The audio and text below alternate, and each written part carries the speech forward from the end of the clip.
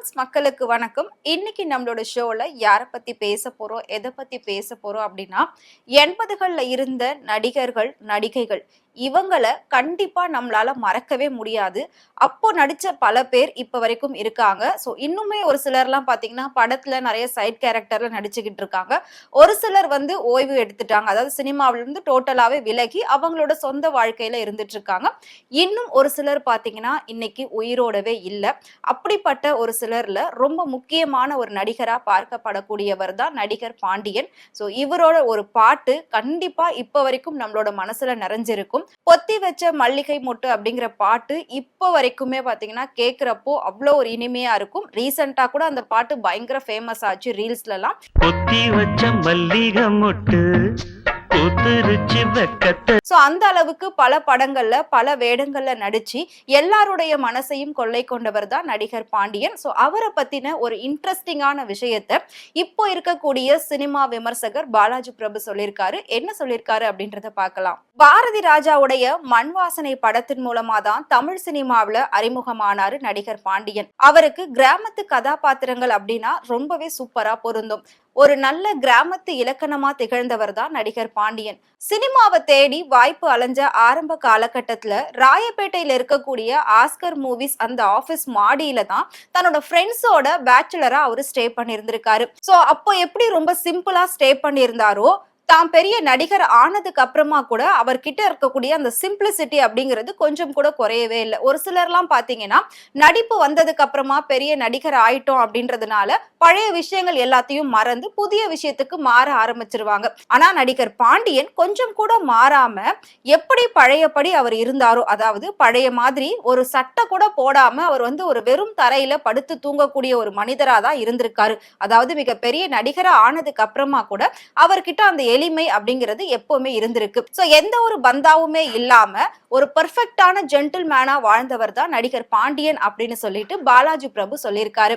அசைவ உணவுகள் மீது அவருக்கு ரொம்பவே ஆசை இருக்கு. எப்பவுமே நான்வெஜ் இல்லாம அவர் சாப்பிடவே மாட்டாரு. சோ அப்ப இருக்கக்கூடிய காலகட்டத்துல விஜயகாந்த், ராதா ரவி, தியாகு, வாகை சந்திரசேகர் இவங்களோட எல்லாம் சேர்ந்து பஞ்ச பாண்டவர்கள் போல பிரிக்க முடியாத ஒரு நட்பு கூட்டணியா வலம் வந்துட்டு இருந்தாங்க. சோ இவங்களோட நட்பை பத்தி பேசாதவங்களே இருக்க மாட்டாங்க. அந்த அளவுக்கு எல்லாருமே எங்க போனாலும் ஒன்னா போறது, ஒன்னா உட்கார்ந்து சாப்பிடுறது, ஒரே இடத்துல தங்குறது, இந்த மாதிரி விஷயங்கள்லாம் பண்ணிட்டு இருந்தாங்க.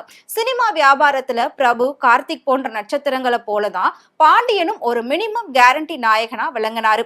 அவர் இன்னும் கொஞ்சம் நல்லா இருந்திருந்தாருன்னா இன்னைக்கெல்லாம் டாப் லெவல்ல இருந்திருக்கலாம்.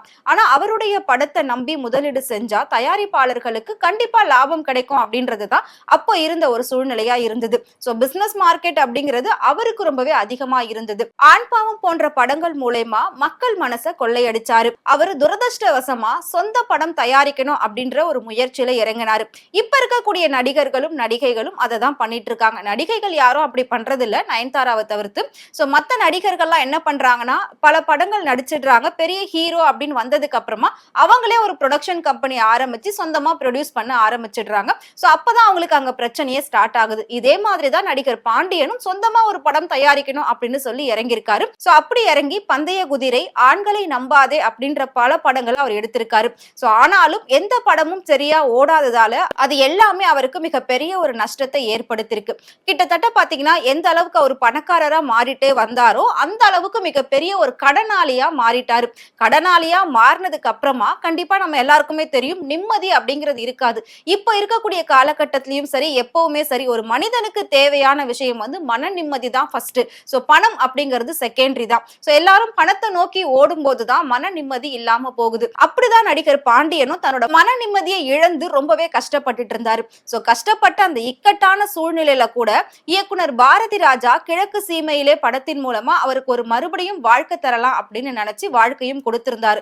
இருந்தாலும் நடிகர் பாண்டியனுடைய கடன் சுமையானது நாளுக்கு நாள் ரொம்பவே அதிகமாயிருக்கு. கடன் சுமையும் மன அழுத்தம் காரணமாகவும் பாண்டியன் என்ன பண்ணாரு அப்படின்னா ரொம்பவே அதிகமான குடிப்பழக்கத்துக்கு அடிமையாகிட்டாரு. இருந்தாரு. சோ குடிப்பழக்கத்துக்கு அடிமை ஆனதுக்கு அப்புறமா மஞ்சள் காமாலை, கல்லீரல் பாதிப்பு அப்படின்ற பல நோயால அவர் பாதிக்கப்பட்டுட்டு இருந்தாரு. சோ இப்போ எப்படி ரீசெண்டா ரோபோ சங்கர் வந்துட்டு குடிப்பழக்கத்துக்கு அடிமையாகி அதனால மஞ்சள் காமாலை வந்து அவர் அதுல இருந்து மீண்டு வந்துட்டாரு.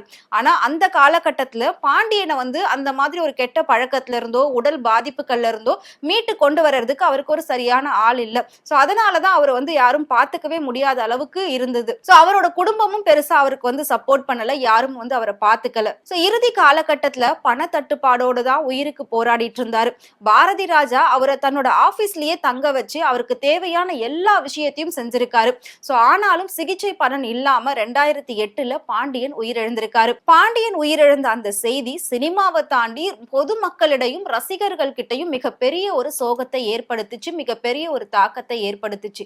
ஏன்னா நல்லா வரவேண்டிய ஒரு நடிகர் இப்படி வந்து ஒரு குடிப்பழக்கத்துக்கு அடிமையாகி இவ்வளோ நிம்மதி இல்லாம போயிருக்காரே அப்படின்னு சொல்லி எல்லாருமே ரொம்ப அவரை நினைச்சு கஷ்டப்பட்டாங்க. சோ இப்போ வந்து அவரோட குடும்பமானது இருக்காங்க. அவரோட பையன் கூட ரீசெண்டா ஒரு சில சேனல்கெல்லாம் பேட்டி கொடுத்துட்டு இருந்தாங்க. அப்படியே அச்சு அசல் பாக்குறப்போ பாண்டியனை நாம எப்படி சின்ன வயசுல பார்த்தோமோ அதே மாதிரி தான் அவங்க பையனும் இப்ப இருக்காங்க.